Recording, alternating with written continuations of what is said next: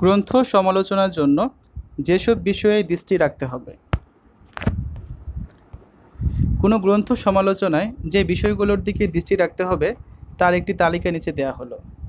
1.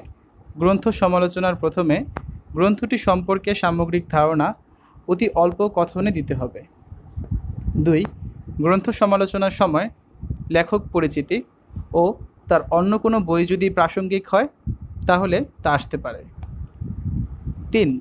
সমালোচিত গ্রন্থটির বিষয় ও আঙ্গিকগত প্রকরণ শৈলীর মূল্যায়ন ও বিচার বিশ্লেষণ করতে হবে। 4.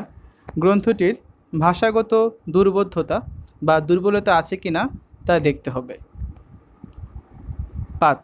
গ্রন্থটির প্লট বিন্যাস সমান্তরাল না বিক্ষিপ্ত তা খেয়াল করতে হবে। 6. লেখকের লেখা গ্রন্থটি সমাজের কোন চিত্র এবং কালকে ধারণ করেছে তা লিখতে হবে। 7. কবি সাহিত্যিক বা গবেষক কি মনস্তাত্ত্বিক জ্ঞানের পরিচয় দিয়েছেন তা তুলে ধরতে হবে। 8. গ্রন্থটিতে কী পরিমাণে দার্শনিক অন্তর্দৃষ্টি আছে তার পরিচয় অতি অল্প কথনে দিতে হবে। 9. লেখক গোষ্ঠী বা ব্যক্তি চেতনাকে কিভাবে ফুটিয়ে তুলেছেন তা লিখতে হবে। 10.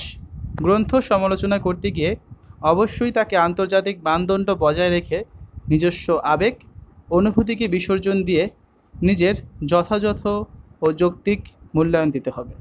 এবং 11. সবার শেষে একটি উপসংহার দিতে হবে। তার আগে আমাদের জানতে হবে যে সাহিত্য সমালোচনা কী জিনিস। সাহিত্য সমালোচনা বলতে বোঝায় সাহিত্যের গবেষণা, আলোচনা, মূল্যায়ন এবং ব্যাখ্যা এই সব কিছু সম্মেলনকে। আর সাহিত্য সমালোচনারই একটি রূপ হচ্ছে গ্রন্থ সমালোচনা, যেখানে একটি গ্রন্থের উৎকর্ষ ও অপকর্ষ বিচার করা হয়।